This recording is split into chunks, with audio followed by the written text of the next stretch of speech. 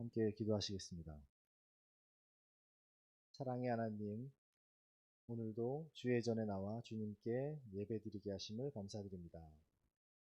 이 시간 나의 연약함을 주님께 내려놓길 원합니다. 바이러스 위기를 통해서 두렵고 떨리는 마음으로 보낸 시간이 1, 2개월인데 이 시간도 익숙해졌다고 주님의 말씀에 무뎌지는 나를 발견합니다. 언제나 영적으로 깨어있게 하여 주시고 현실과 타협하지 않도록 주님께서 저희를 붙잡아 주시옵소서. 기도의 행위가 형식이 되지 않게 하여 주시고 교만으로 다가가지 않도록 중심을 찾게 하여 주시옵소서. 이 시간 우리 예배의 목적을 잊지 않게 하여 주시고 우리 중에 예수님을 인격적으로 만나지 못한 자가 있다면 오늘 예배가 주님을 만나는 시간이 되게 하여 주시옵소서. 천국을 소망하는 삶을 살게 하시되 주님 만나는 시간까지 주님께서 주신 사명에 충성하는 삶을 살게 하여 주시옵소서. 우리 교회를 사랑하사 각지에서 지체들을 모아주시고 온라인, 오프라인으로 모여 하나로 예배드리게 하셨으니 주님을 사랑함 같이 교회 가족을 사랑하게 하여 주시옵소서. 교회의 이름으로 묶어주심을 기억하며 함께 칭찬받는 귀한 공동체가 되게 하여 주시옵소서. 내 속에 혹시라도 판단하는 마음이 있다면 떠나가게 하여 주시옵고 그 기준으로 나를 더욱더 단련해 나갈 수 있도록 하여 주시옵소서. 집에서 예배드리는 어린 자녀들을 기억하시고 이들이 믿음의 장성한 분량으로 성장하는 시간이 되게 하여 주시옵소서. 우리의 목자로 세우신 목사님에게 영권을 허락하시어 귀한 성도님들이 순종함으로 따라가는 교회가 되게 하여 주시고 언제나 성령 충만으로 채워 주시옵소서. 오늘 주님이 허락하신 말씀을 전하실 때 오늘 말씀을 통하여 귀한 깨달음의 은혜가 있게 하여 주시옵고 하나님께서 주시는 영혼의 생명수로 채움받는 시간이 되게 하여 주시옵소서. 사모님과 그 따님 그리고 아들도 동일한 은혜를 주시어 영육이 강건하고 누구도 누릴 수 없는 기쁨과 축복의 삶을 사시도록 도와주시옵소서. 우리 안에 세워주신 직분자들을 기억하시어 사랑과 감사로 그 자리에서 섬기실 때 아버지께서 기억하여 주시길 기도합니다. 복음의 능력으로 언제나 성령의 불을 잃지 않는 승리의 삶을 살게 하시고 이름 없이 빛도 없이 감사하며 섬기는 삶을 살게 하여 주시옵소서. 찬양팀을 놓고 기도합니다. 기도로 무장하는 예배자들이 되게 하여 주시옵고 할례에 파송된 크리스 영임 선교사님도 기억하여 주시고 이들이 주님께서 쓰시는 복음의 사역자들이 될 수 있도록 사용하여 주시옵고 그들의 영육 또한 주님께 채움받는 은혜를 주시옵소서. 이 시간 세계 곳곳에서 복음을 전하는 선교사님들을 기억하여 주시고 주님 다시 오실 때까지 믿음으로 좁은 길을 나아갈 수 있도록 힘 주시옵소서. 묵묵히 내딛는 한 걸음이 어둠을 가르는 빛이 되게 하여 주시옵소서. 모든 영광과 존귀를 나를 사랑하신 아버지께 드리며 모든 말씀을 예수님의 이름으로 기도드렸습니다.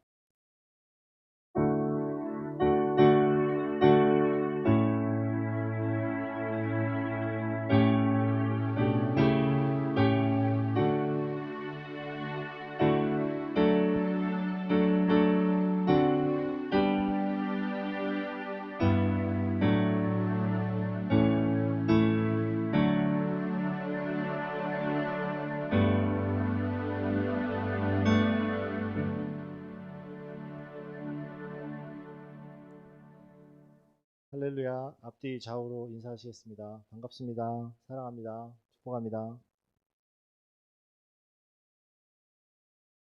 교회 소식 주보를 참조하시면 되겠습니다. 연세 드신 어르신들과 사업에 어려움이 있는 분들, 재정, 진로, 건강에 어려움이 있는 분들을 놓고 계속 기도 바랍니다. 코로나 기간 동안 개인의 영성훈련을 위해서 노력해 주시기 바랍니다. 오늘 말씀은 성경이라는 제목으로 디모데후서 성경 봉독하시고 우철이 목사님 앞으로 모시겠습니다. 함께 봉독하시겠습니다. 시작. 모든 성경은 하나님의 감동으로 된 것으로 교훈과 책망과 바르게 함과 의로 교육하기에 유익하니 이는 하나님의 사람으로 온전하게 하며 모든 선한 일을 행할 능력을 갖추게 하려 함이라. 아멘. 목사님 앞으로 모시겠습니다.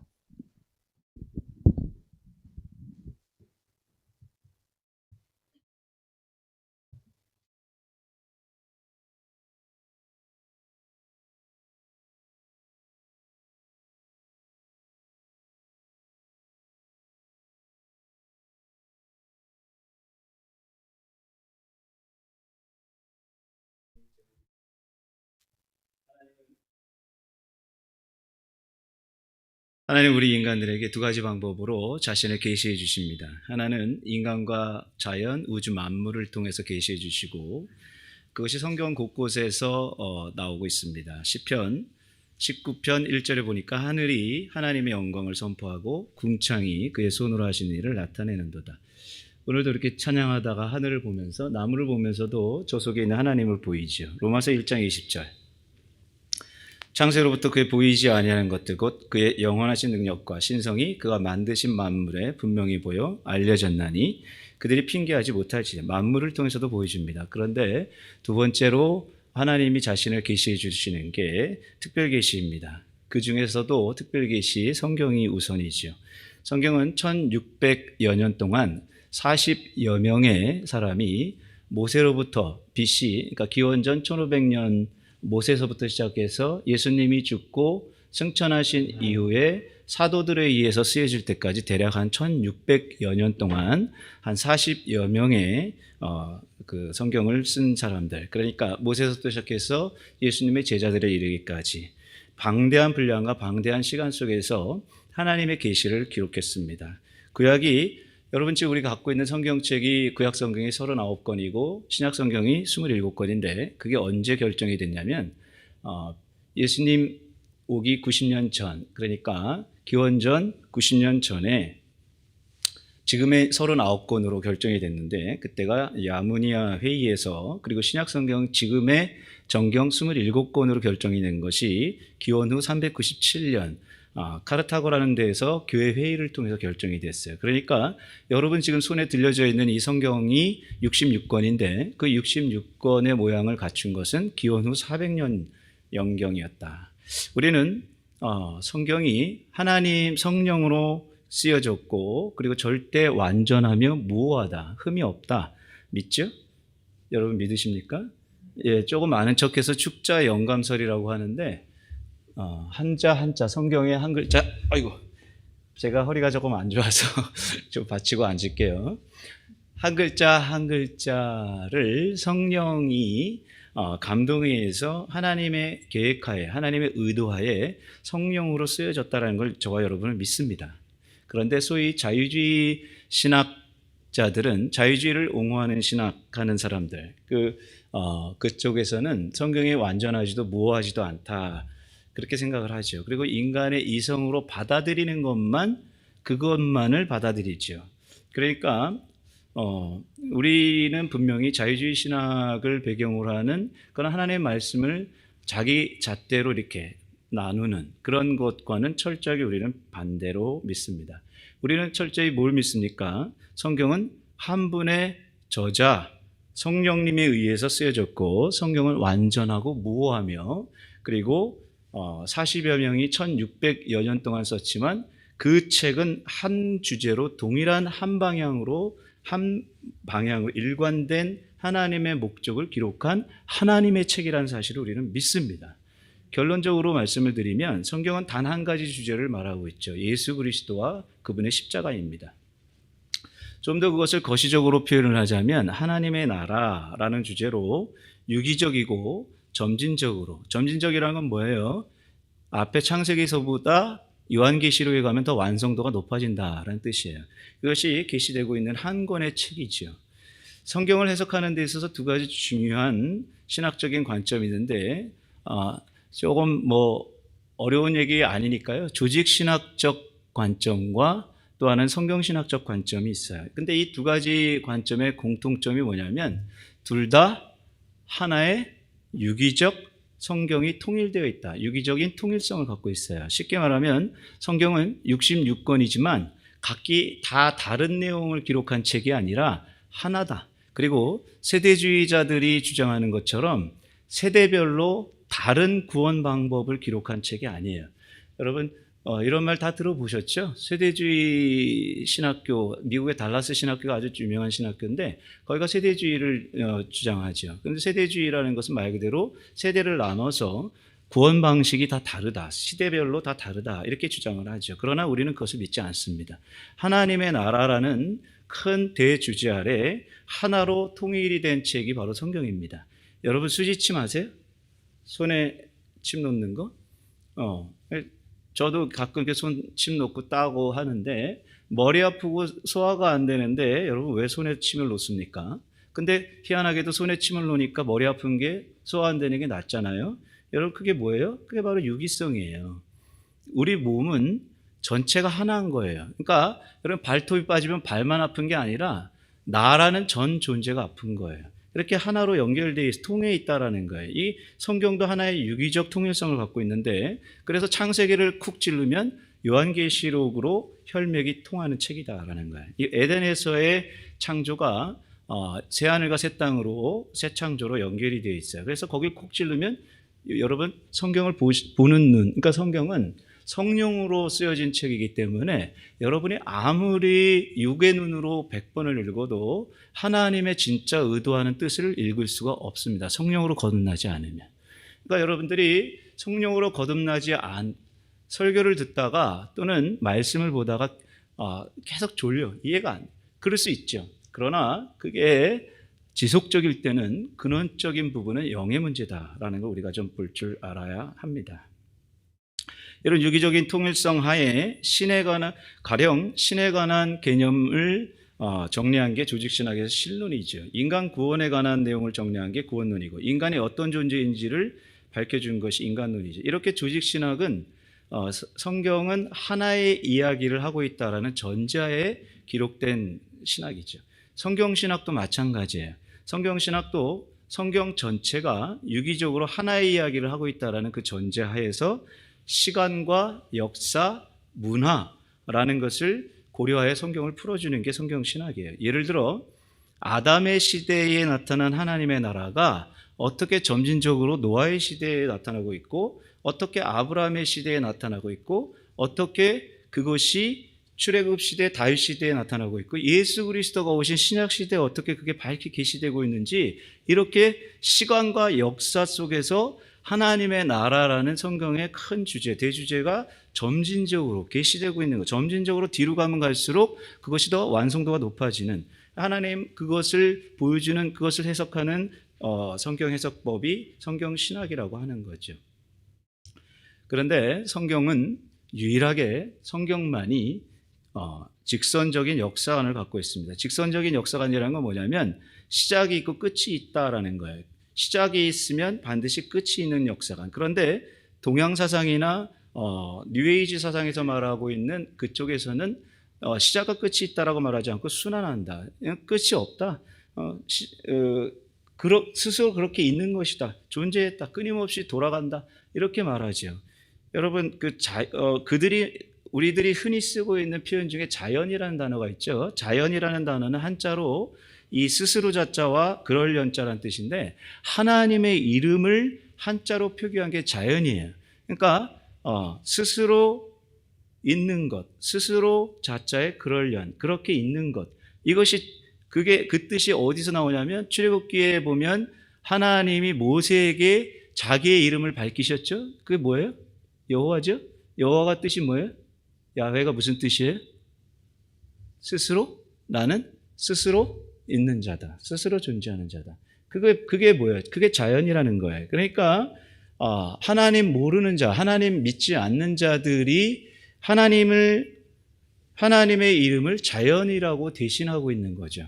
모든 피조물들은 그러니까 그 신이다라고 말하는 거죠. 그것을 깨달으면 신의 경지까지 이를 수 있다라고 말하는 거예요. 그게 바로 동양 사상이고 뉴에이지고 불교고 힌두교고 우리 여러분 순환 논리를 피고 있는 것들이 다 그런 것들이에요. 그런데 우리는 알죠. 뭐예요? 뭘?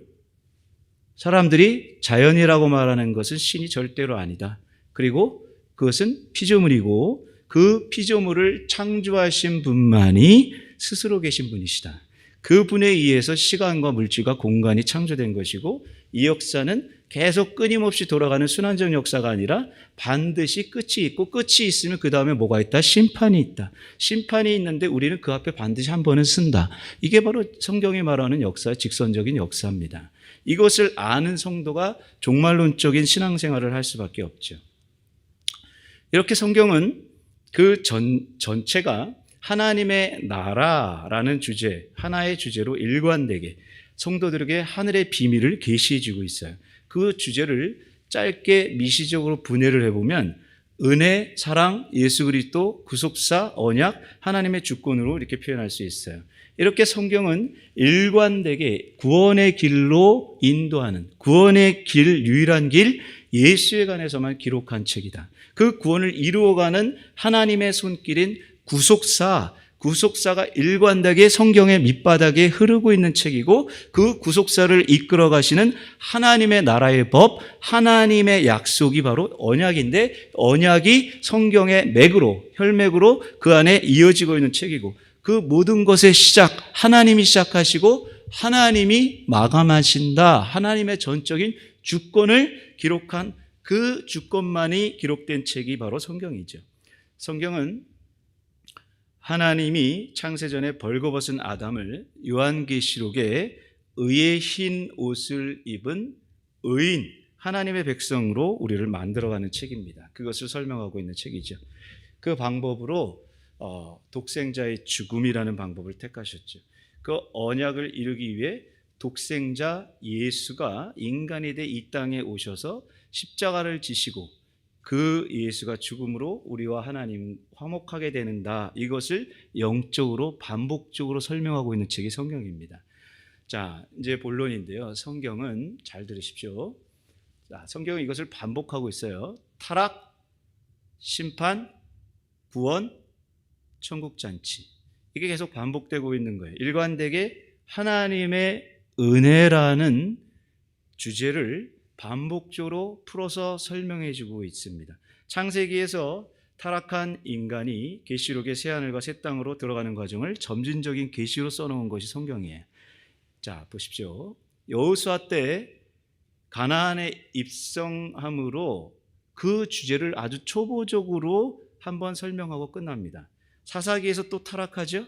사무엘 하에서 솔로몬 성전을 짓죠. 또 한번 거기서 끝나고 열왕기서에서 또 타락을 하죠. 그리고 에스라, 느헤미야, 에스더에서 성전을 완성하고 거기서 잔치로 또 한번 끝이 납니다. 욥기, 시편, 잠언, 전도서, 아가서에서 그 지혜 예수 그리스도가 누구냐를 설명하고 아가서에서 하나님과 그 백성과의 천국에서의 사랑을 묘사하면서 또 한번 끝나죠. 이사야, 예레미야가 에스겔, 다니엘, 호세아에서 또 한번 인간의 타락을 나타나죠. 학개, 스가랴에서 성전을 완성합니다. 그리고 천국잔치를 다시 한번 보여주고 말라기에서 뭐라고 말해요? 봐라, 너희들 힘으로는 안 되지 하면서 구약을 닫으십니다. 그리고 마태복음을 열면서 비로소 예수 그리스도를 등장하시죠. 그 예수 그리스도가 지금까지 그림자로만 보여줬던 하나님 백성의 구속의 실체를 우리들에게 확연하게 보여주죠. 주님이 유대인 중에 유대인이라고 하는 니고데모에게 너가 갖고 있는 배경으로는 절대로 구원받을 수 없다는 걸 보여주시죠. 인간적인 면에서는 절대로 구원받을 수 없는 사마리아 여인이 그 여인이 구원을 받죠. 그 여인이 구원을 받음으로 구원은 철저하게 인간과 관계없는 인간 쪽에서 아무런 근거를 찾을 수 없다라는 것을 보여주시고 비교해 설명해 주시죠. 또 스스로 단 한 발자국도 걸어나갈 수 없는 38년 된 병자, 자기에게는 구원의 철저한 근거를 아무것도 찾을 수 없는 38년 된 병자가 구원을 받죠. 구원이 무엇이냐를 보여주시죠. 오병이의 기적으로 예수 그리스도라는 하늘의 떡, 신령한 떡, 생명의 떡이 바로 나다. 그것을 계시해 주시죠.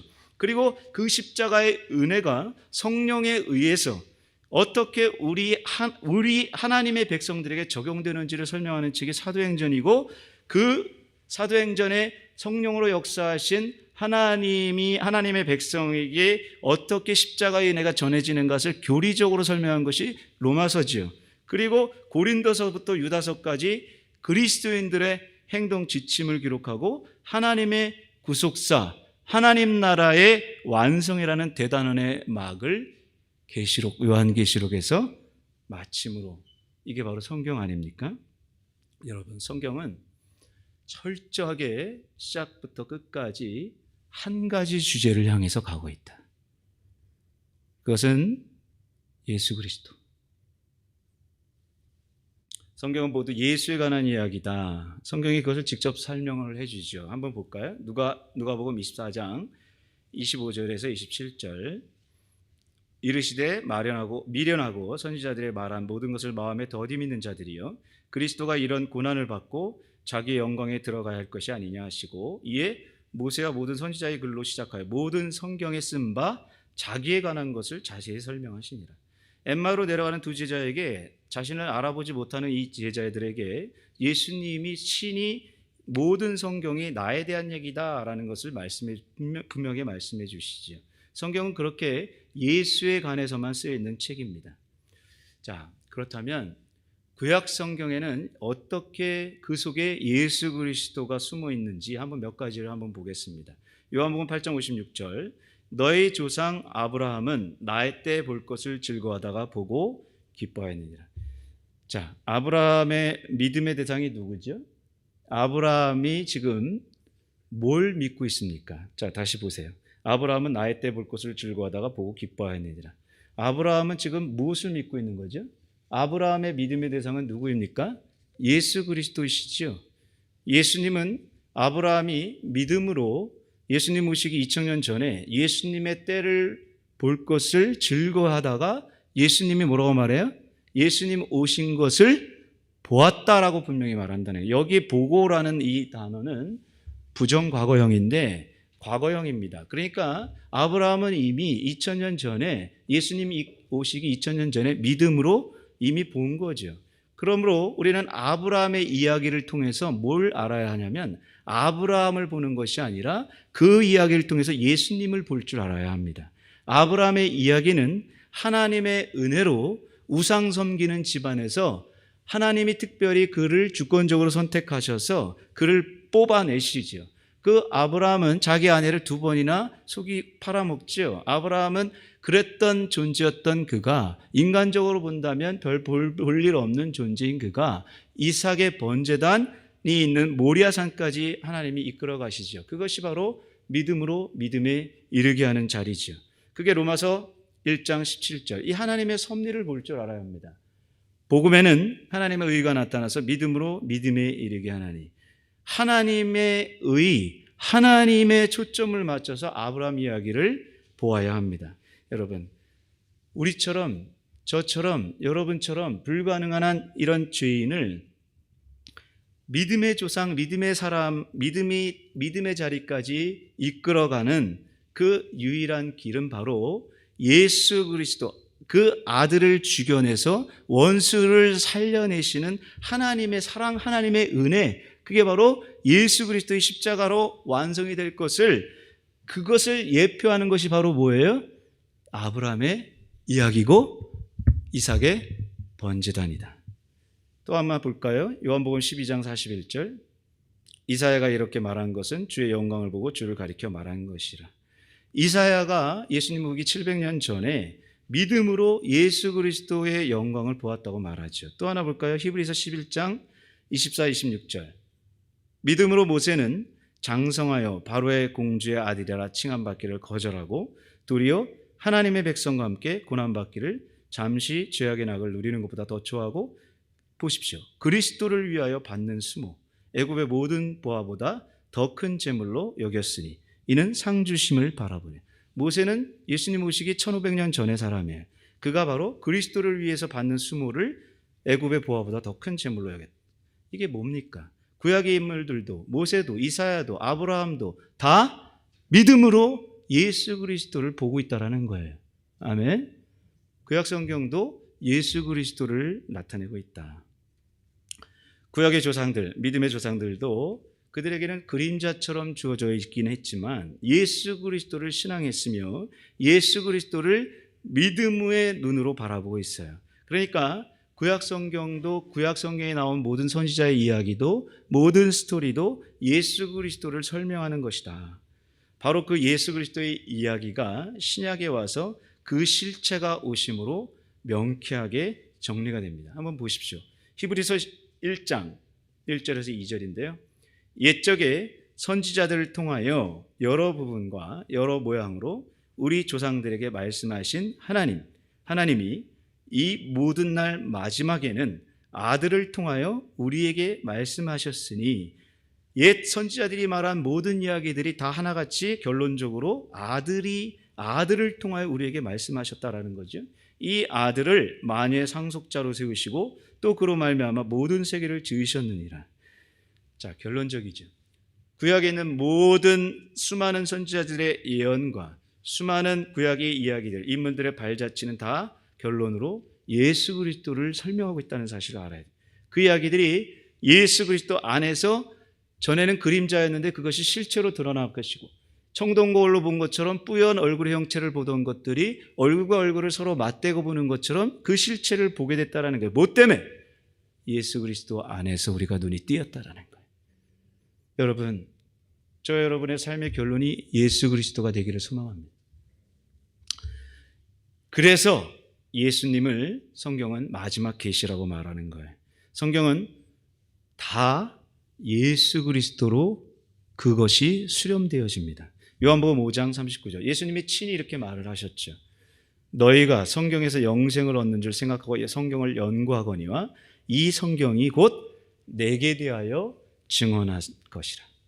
성경의 모든 예언들, 성경의 모든 것들은 결국은 다 예수 그리스도와 십자가, 다시 오실 예수 그리스도에게로 귀결되어진다. 저 여러분의 삶의 결론이 예수 그리스도와 다시 오실 예수 그리스도 되기를 소망합니다. 점진적인 성경의 계시를 여러분이 알으셔야 돼요. 그러니까 구약 성경을 보면서 아까 여호수아가 가나안을 입성하는 이야기를 통해서 모형적인 천국의 입성에 대한 그림이 나와 있다. 하나님 나라에 대해. 그런데 그것이 확연하게 새하늘과 새 땅 마지막 날 예수님이 다시 오실 때 그것의 완성으로 이루어지는 게 새 창조라고 그랬죠. 그러니까 여러분, 성경을 보시면서 구약 성경도, 선지서도, 율법서도, 또 시가서도, 예언서도, 어떤 것들도, 또 신약 성경도 다 그것이 과장된 것이 아니라 예수님이 친히 설명해 주시기를 이 모든 성경은 창세기서부터 계시록까지 다 내 얘기한다는 것을 알으셔야 된다는 거예요.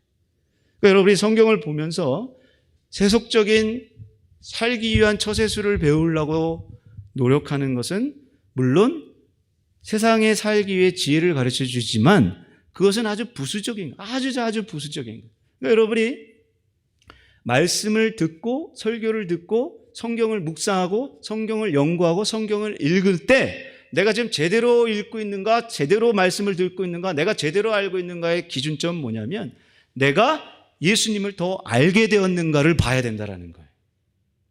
그렇지 않고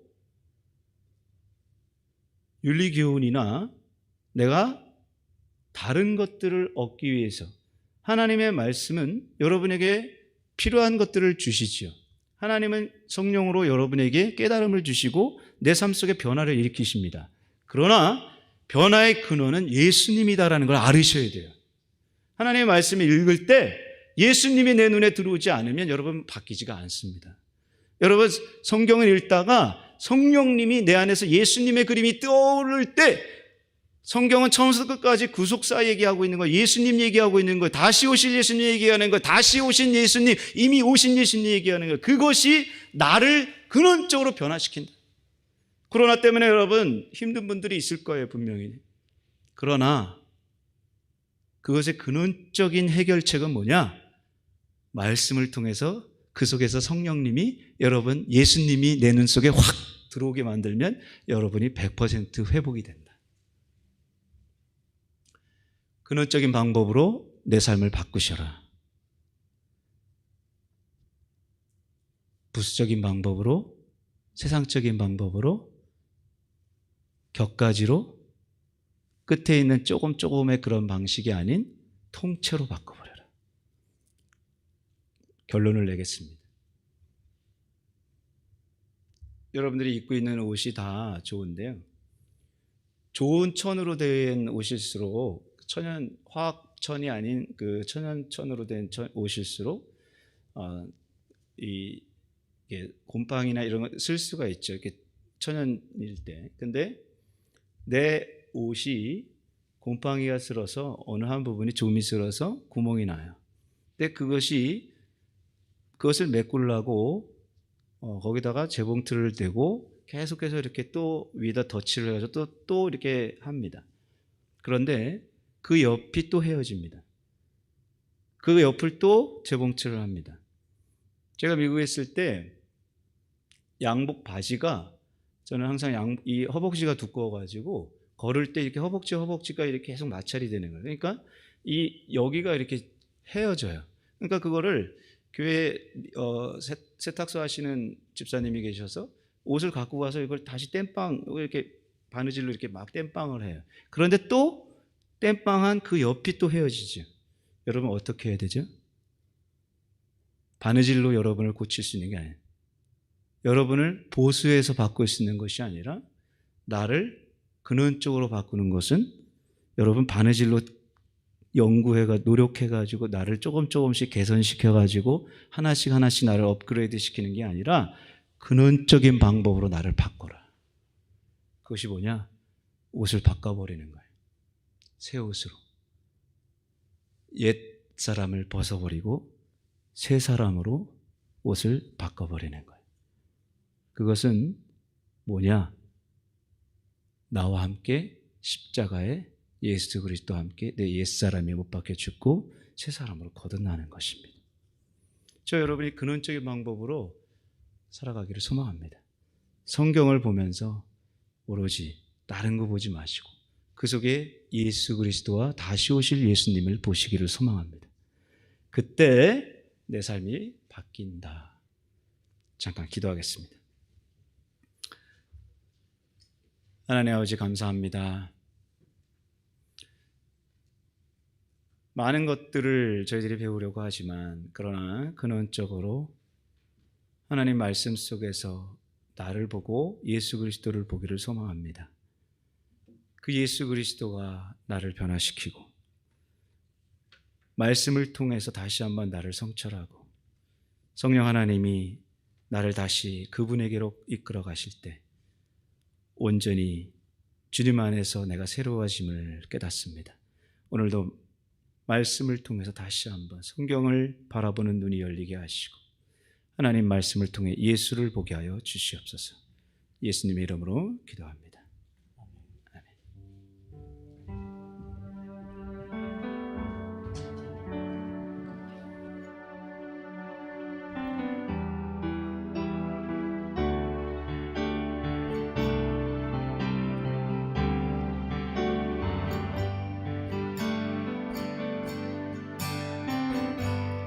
약할 때 강함 대신에 나의 보배가 되신 주 나의 모든 것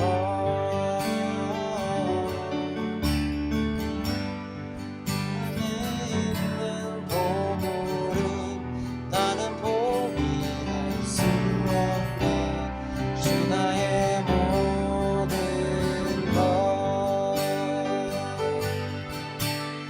예수 어린 양 존귀한